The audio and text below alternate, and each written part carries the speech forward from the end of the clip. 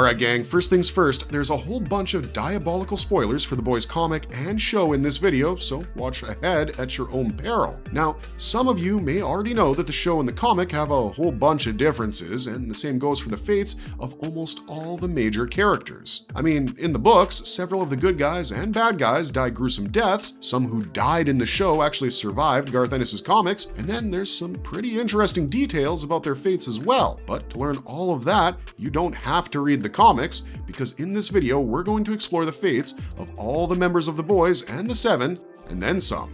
So without further ado, let's get started.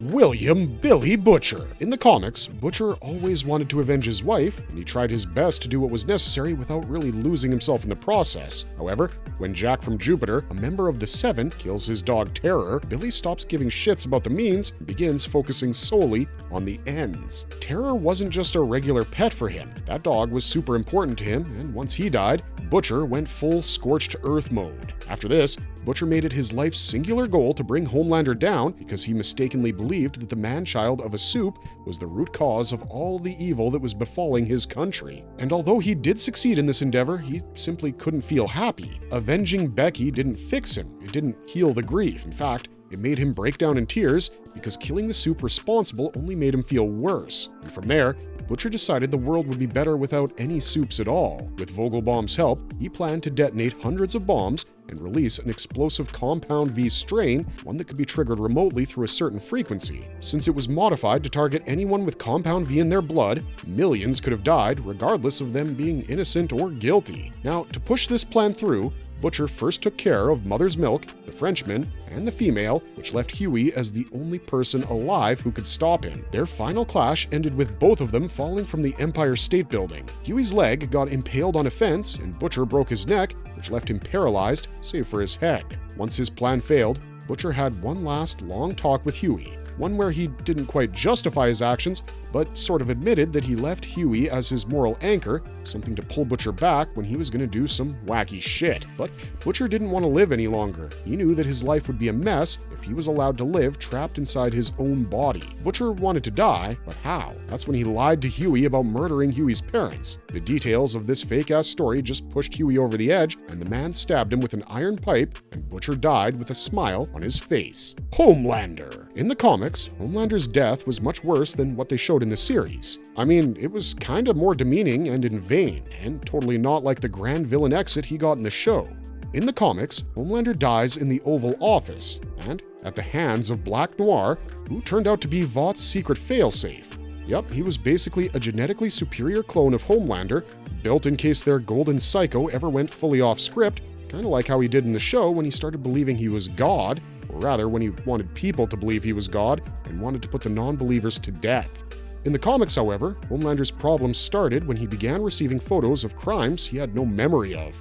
These were horrific acts, even by the boys' standards, and one of them is the assault on Billy Butcher's wife, Becca, and, as we mentioned earlier, cannibalism of an infant. Seeing himself committing such horrific acts but not being able to recall any of them made Homelander believe that he was blacking out and losing his mind. And when a man like that thinks his brain has betrayed him, well, obviously, the next few things he does are far from seeking help or therapy. Homelander snaps and leads a violent superbellion, only to storm the White House and decapitate the president.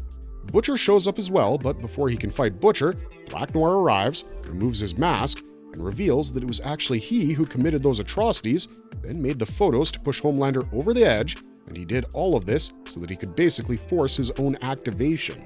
Basically, Vought created one monster to control the other monster, and none of them could be controlled. Homelander, distraught and furious, attacks Noir, but Noir was made stronger. He overpowers Homelander and rips him apart, thereby killing him, and that's how Homelander dies in the comics, replaced by a bigger, meaner, crazier version of himself. And I mean, that's got to be one of the most humiliating ways a narcissist could die. Hughie Campbell.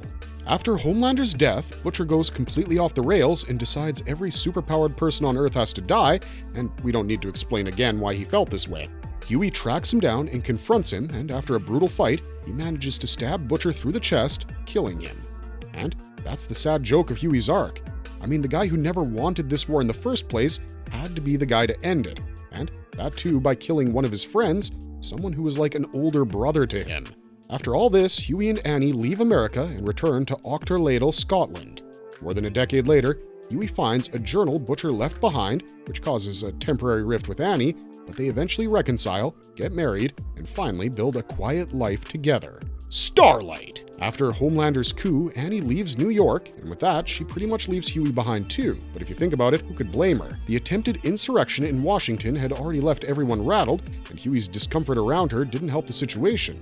Plus, in her adolescent years, she was made to believe in the inherent goodness of soups, but that whole notion came tumbling down like a house of cards in a cyclone when she saw the extent of Vought's corruption and the corruption in the hearts of the soups, especially when she was made to perform oral on Homelander, Black Noir, and A-Train early in the series.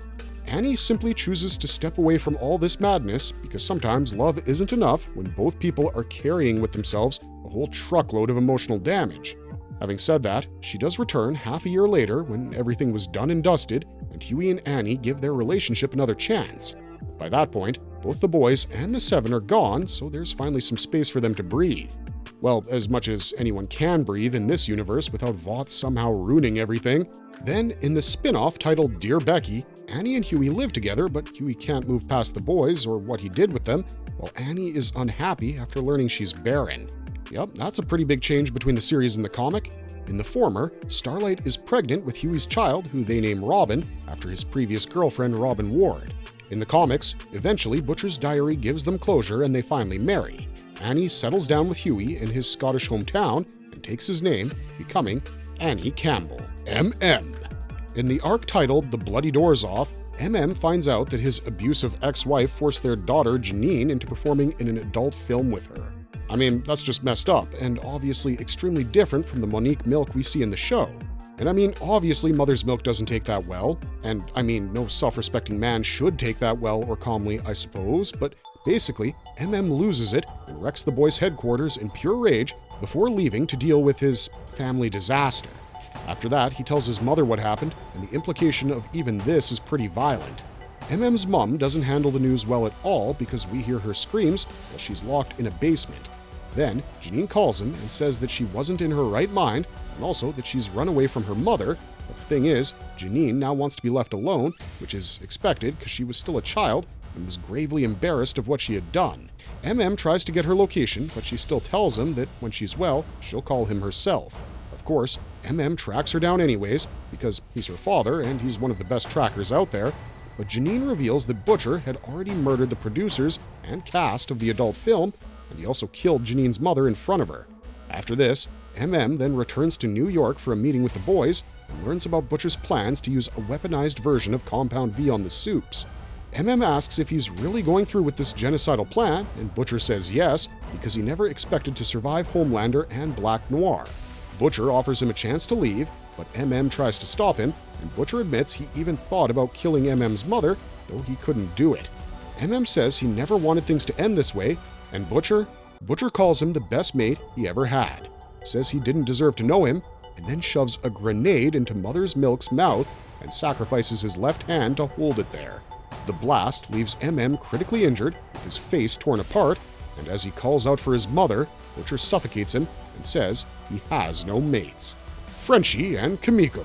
In the comics, Butcher makes it painfully clear that once his genocidal plan begins, nobody would be shown any mercy. Either people were a part of his plan, or they wouldn't be left alive to be called people. You heard about MM, but not even Frenchie and Kimiko were spared by the maddened Butcher. To make sure they didn't interfere, he left a hidden bomb for them, and yeah, this was Butcher's idea of surprising them. Anyways, the Frenchman also had Compound V powers in the comics, so taking him out figures into Butcher's larger plan of wiping out all the soups and anyone tied to that world. Frenchie does discover the bomb, but the sad part is there was just no way to escape this inevitable explosion. He had no time to disarm it, no time to run, and he just had to accept his fate. So, instead of panic, he and Kimiko spend their final moments together. The show takes a different route, of course. They removed the dual death and gave Frenchie an honorable sacrifice where he tried to stop Homelander to save Kimiko from him. And it makes sense, because in the show, Black Noir was killed much earlier, which, brings us to our next entry. Black Noir 2. In the comics, Black Noir's death happened after one of the most rotten long games in The Boys, which by the standards maintained by The Boys is really saying something. The photos of Black Noir's crimes, carried out while he impersonated Homelander, eventually got out. Almost everyone, including Butcher and The Boys, believed that they were real proof of Homelander's depravity. And Homelander himself? Well, you already know that he saw images of himself doing horrific things he had no memory of, and that broke whatever balance he still had left. So, Homelander snapped completely. He was already unstable, but those photos convinced him that some hidden part of him had done all this, and this manufactured madness pushed him into a full coup against the United States government with a soup insurrectionist that reached the White House. Black Noir finally revealed the truth to Butcher and Homelander that it was in fact he who committed every crime Homelander thought he had done. The cannibalism, the necrophilia, the assaults, everything. Homelander became furious and shattered, following which he attacked Black Noir. The two fought brutally since they came from the same genetic material and had near identical powers, but Noir was engineered for this exact job. That is, killing Homelander if he ever became too much trouble, and Black Noir overpowered Homelander, killing him at last. But the victory wasn't without losses to Black Noir, as he was disemboweled and missing part of his skull and had severe burns across his body. Then, the US military made things even worse for the evil soup with tanks and gunfire, which weakened him further, even though he somehow remained on his feet. And that's when Butcher got to him. Using a crowbar, Butcher cracked open what remained of Black Noir's skull and crushed his brain, finally killing Vought American's most dangerous secret weapon. Now, this is exactly how Butcher kills Homelander in the series, and in both versions, Butcher killed his wife's rapist the exact same way. It's just that the culprits were different in these two iterations.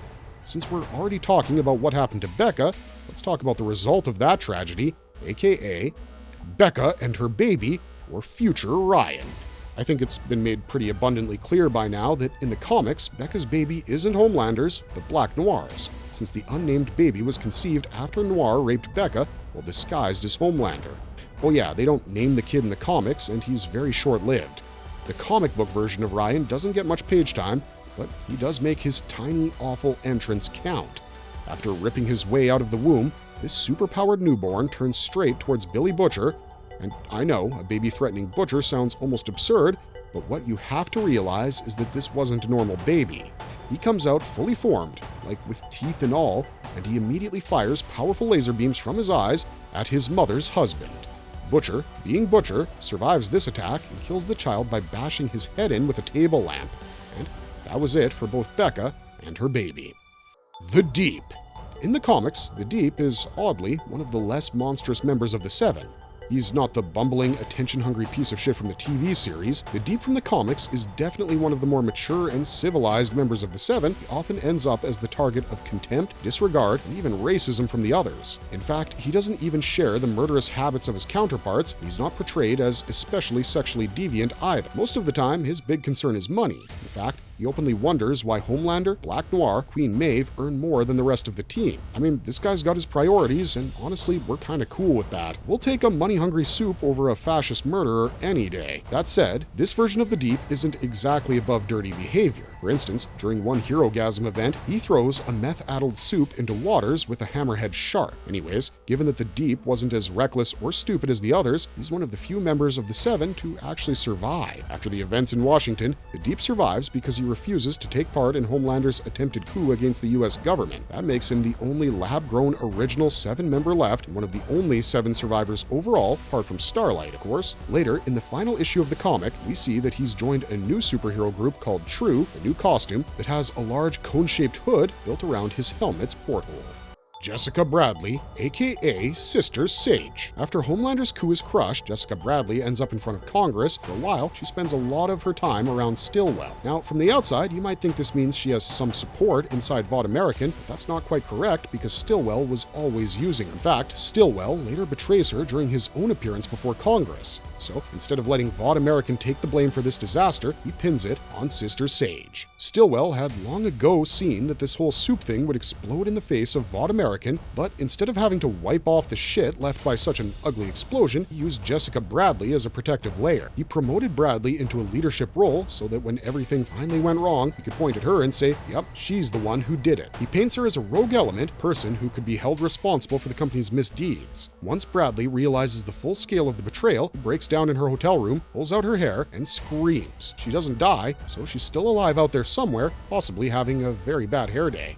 Queen Maeve. In the comics, Maeve was in a relationship with Homelander, but not just him. She had slept with several other people, including the likes of the Legend and Stormfront. Anyways, Queen Maeve and Homelander had a romance once, but Maeve broke away after he tricked her into having intercourse with Black Noir. His arrogance, his need to dominate the Seven, and the way he treated people always rubbed Maeve the wrong way, especially once Starlight joined the team. He keeps putting Maeve in danger. Over time, he drives her to alcoholism. The Prime Video version keeps the resentment alive, but it always failed to understand what to do with such an awesome character. I mean, in the show, Maeve fears Homelander, hides her relationship with her ex-partner from him, and he later exposes her sexuality to the world. She also witnesses plenty of his atrocities and starts avoiding him because she fears he might kill her and her partner. In issue number 63 of The Boys, Maeve runs into Starlight as Starlight's packing up her stuff to leave Seven Tower. Starlight thanks Maeve for standing up for her earlier, and Homelander appears as they leave. He threatens both of them. Maeve knows she has to do something. She grabs Starlight, throws her out of the building to save her, and charges at Homelander with her sword. But the sword breaks on Homelander's head because it was just a stupid metal prop and not an actual sword. He then rips her head off in seconds, and her head flies past Starlight as she escapes. So yes, Maeve dies protecting Starlight, which pretty much brings her arc full circle. O-Father. In the comics, O-Father is a minor antagonist, but the man is still one of the more memorable characters from the books. Much like the TV series, he's a corrupt religious soup who organizes an event called Capes for Christ is mostly about the fake holy bullshittery. And then there are his crimes against his child sidekicks, which are horrific enough that we don't really want to discuss them here. I mean, I get it, sexual abuse is a huge problem with the Catholic Church, but at least the TV show version wasn't a pedophile. Anyways, even in the comics, O-Father is fully Team Homelander, plans to take over the world with him. During the attack on the White House, he fights beside Homelander, but his big evil run doesn't last long. The military comes in and finishes him for good pretty soon after. Soldier Boys. In the comics, Soldier Boy isn't one man. As a matter of fact, there's at least 3 Soldier Boys that we're aware of. Mallory explains all of this to Wee Hughie in the Barbary Coast arc, where he also starts to reveal the true sadistic nature of Billy Butcher. The first Soldier Boy held the mantle during the Second World War. Mallory was still a captain. His company was made by the government, Vought officials, to supervise the Avenging Squad, first American-made soup team led by Soldier Boy during the Battle of the Bulge. Soldier Boy was eager to serve, but there was a small problem. The man had almost no real military experience. He ordered the flying members of the team to inspect the area for Nazis without understanding that this would expose their position. Mallory realized the mistake, only had enough time to warn his men for a nearby Waffen SS platoon attack, massacring both his company